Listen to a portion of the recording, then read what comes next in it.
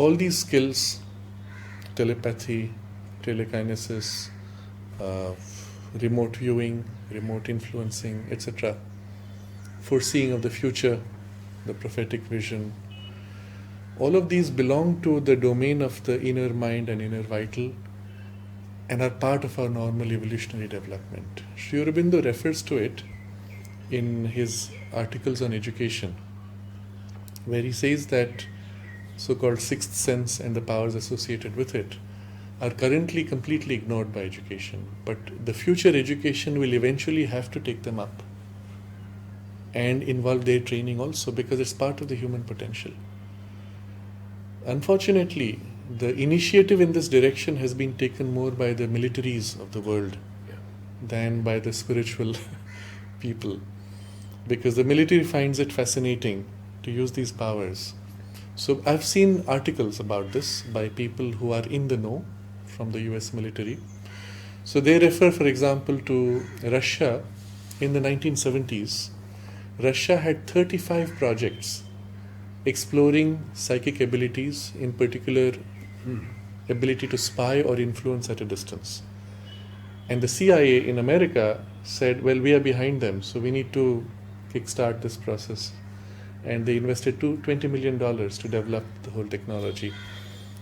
The technique that the US Army developed for remote viewing, they call it CRV, Coordinate Remote Viewing, or now they call it Controlled Remote Viewing. It's a technique you can actually read up or watch a video, replicate yourself. In the very first attempt, you will be surprised it works.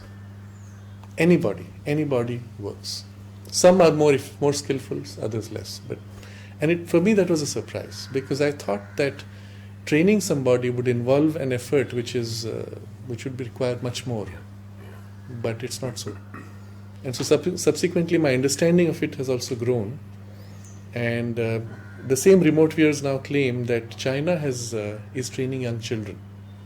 So the point is this: all of us have this ability, but we are programmed in childhood to ignore it and to disbelieve in it.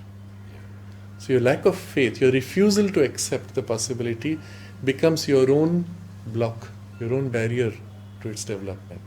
And they found children are the most responsive, not only in the US, but in China they're training children, according to these remote viewers from America. They're training children to not only remote view, but also to influence.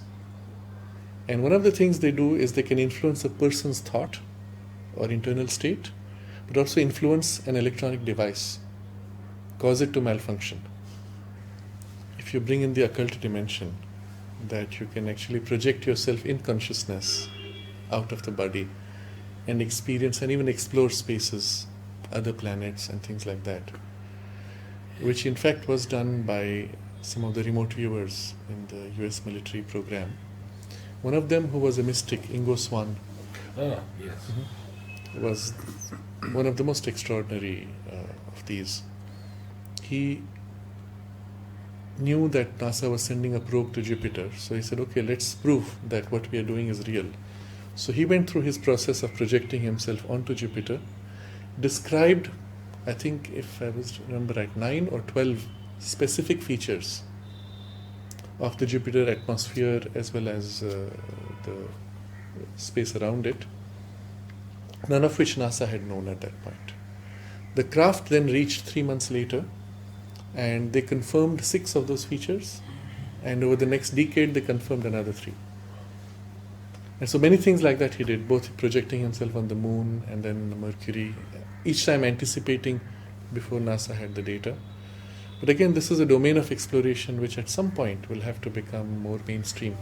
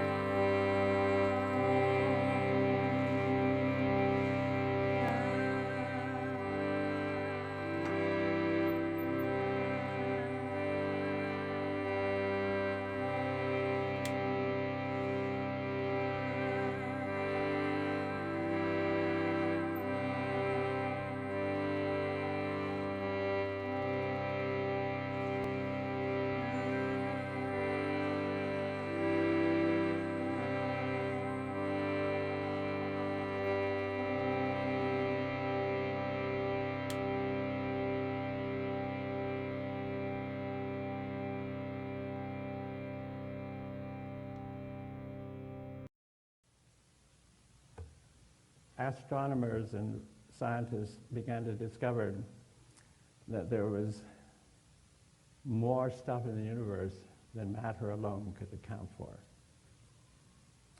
So they've now worked it up. It's been shifting around the percentages of matter and all these other things and so forth and so on, to where the matter as the only reality only now accounts for 4 to 7% of the universe. Scientists are saying that, not me. If I said it, they'd have thrown me out of the International Remote Viewing Association even. But matter's gone. I mean, it is not, well, it's here, of course, and we're trapped in it. But as the only reality for the only science, or the only science of matter has now begun to discover that matter is not the only reality. And do you think the media tell you that? Now, there's something else really interesting about all this other stuff. Did you ever look up stuff in a dictionary? Did you know it's a perfectly good word? You know, it's meant to identify something that exists, but they don't know what it is, so they can legitimately call it stuff, you know. The thing about all this other stuff is that it all interpenetrates each other. Does anybody here know what the word interpenetrate means? To penetrate between, within, or throughout, to mutually penetrate, to spread or diffuse through, to permeate. Your physical body is sitting here, and all this other stuff is interpenetrating it all of the time. Did you know that? You didn't know that? You should subscribe to a few science magazines and instead of watching CNN, and you might find out about it. All right, so matter alone is not going to tell us what the universe is made of. Matter alone is not going to tell us what consciousness is made of. Matter alone is not going to tell us what telepathy consists of, or precognition, or even remote viewing, right? So that part of what we're interested in studying is over with officially. And I'm going to tell you, there's a really cute story that shows where it has begun to change everything. There was, in the medieval ages, a term that was used, quintessence, which was thought to interpenetrate everything, and was, some people thought back then, the basic building blocks of reality in the universe. It's come back now. I have a book on it. If you have a book on something, you think you know what you're talking about. There were also, in the Middle Ages and even earlier, back into Greek times, the word ether, or aether, which was thought to be the same, interpenetrating everything, including matter. There was also in Sanskrit the word akasha, or akasa. Are some of you familiar with that? Except in Sanskrit, the akasa was loaded with intuitive information. Did you realize that? That if you could get into the akasa, you could find out anything. Sometimes it was called the perpetual record, the record of everything that had happened or will happen, and so forth and so on. And these terms are drifting back into our postmodern sciences. You see, the modern age was firmly locked into materialism, and now that materialism has been locked down or reduced to 4%, these other things are going to become interesting. And that's why the future, what we're interested in, is going to change, because there may be some explanations in these other parts of stuff. Why does all information that's the human body process have to be explainable as physical source or processes? Now, Sanskrit has a great deal to say about interpenetrating stuffs. And When Sanskrit was first translated into Western languages, you see, the interpenetrating concept, which is definitely in there. I have spent 2 years figuring this out, that there was the material level, there was this level, and they were all thought of as differently when they got translated in French and German and into English and everything. So we have the matter level, and we have the spiritual level, and we have this level, and so forth and so on. And these are thought of as distinct and separate, right? Stuff. Yeah. But they are stuff, and they're interpenetrating. And so in Sanskrit, other realities, these things are called lokas, L-O-K-A-S. And most of them are based on the root word bhur, B-H-U-R, meaning earth, matter, material existence, and experience of man's earth world. Though the bhur loka refers to the material universe, and it's the lowest of the universes, the levels, whatever you want to call it. Above that, I'm going to talk about it from the English point of view. Above the bhur loka is the bhuvar loka.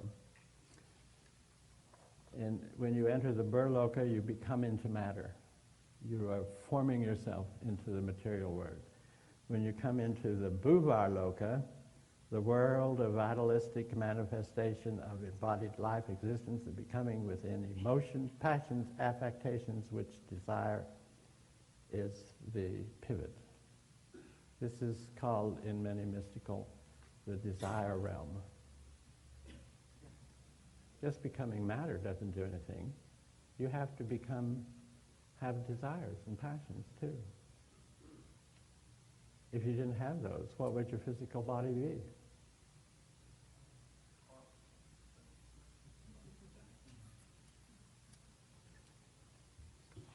A blob, or something like that.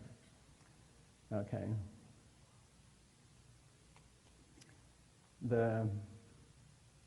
Just between the bhuvar loka and the bhur loka, earth and the desire principle is the realm of the entangled mind. It's in Sanskrit. The entanglements between physicality and the passions, and that ends up with the entangled mind, So if you can't get above those 3 lokas, you're sort of trapped in what is called the wheel of rebirth until you can get out of it. This is in Sanskrit, but I have a punchline that brings them all together. Above these 3 lokas is the svar loka, the world of pure light, pure unentangled thought and feeling and becoming within a pure psychic state or plane. Is that sinking in?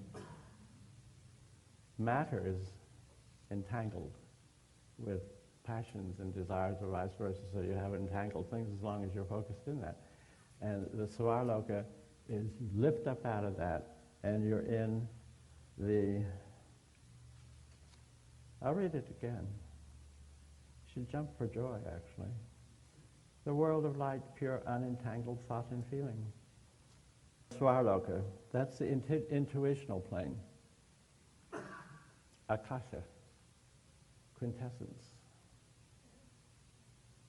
in these different languages. There is a loka that I didn't mention to you that is part of this interpenetrating thing, where what they call these deities that can talk to you if you get your mind up there or something. It's all interpenetrating, And this is all in consciousness too. Just because we have these areas blocked off or retarded or something or not turned on doesn't mean they don't exist in each of us. There's the Mahaloka,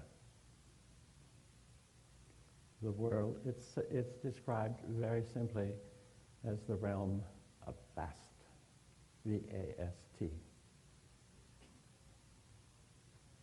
We would say in English, the realm of infinity, or something like that. And that's about all it says about it. Because obviously, The writers of these things here said if you're trapped in the first three lokas, entangled in things, you probably will never see the vast.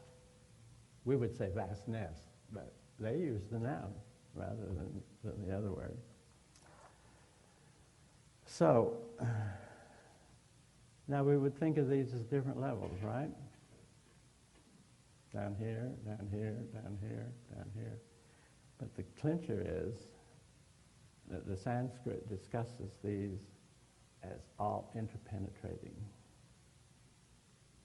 So we are within matter and within all of the other realms, but we don't know where we are exactly. We know we're in matter. Does anybody here not think they're in matter? I've met a couple, actually. Interpenetrating. The Sanskrit discusses what we call consciousness, but it discusses it in slightly different terms. All of these lokas are interpenetrating each other. They're with us now, just like other dimensions interpenetrating our dimensions here. And they are also interpenetrating our consciousness. And our consciousness is a big thing of interpenetrating of these different lokas, which means that they are available to us if we can figure out how to get out of the entanglements or something like that and trap into them. So when you have a spontaneous experience of another dimension, is that explainable by science? Did you experience it in spite of that? Now, you see, the disappearance of the matter-only theory has got to have great repercussions starting now in the future, you know. I mean, they're scratching their head about all these different energies, dark matters, subtle energies, which Dr. Tiller is going to talk to you about tomorrow morning. And so things can't stay the same. You imagine what's going to have to be dumped that was hooked into the matter-only theory, matter-only reality theory. Can you think of what's going to be dumped? In a very potent language. Have any of you here studied Sanskrit a little bit? What kind of language is it? Do you find it? Thank you. It's based in experiential consciousness, whereas English and all these other things are based in what you were taught, not what you've experienced. It's a language of consciousness. So when a Western person translates it as an aspect of matter, I have a right to find out. So invoke means to awaken, right? To bring into existence, to turn on the switch. Any of those things here. And it's done by the intuitive interpenetration part of whatever's interpenetrating it, which is universal, apparently, because it pervades all existence. Let's divide intuition in compartments, but it's all rotating. They're all interpenetrating with each other and everything. And at a certain modulation, you get intuition, what we would call intuition. We also could get telepathy, we could get clairvoyance, we could get traveling clairvoyance, as now remote viewing as it's now known, things like that. And these were referred to as the siddhis, S-I-D-D-H-I-S in Sanskrit.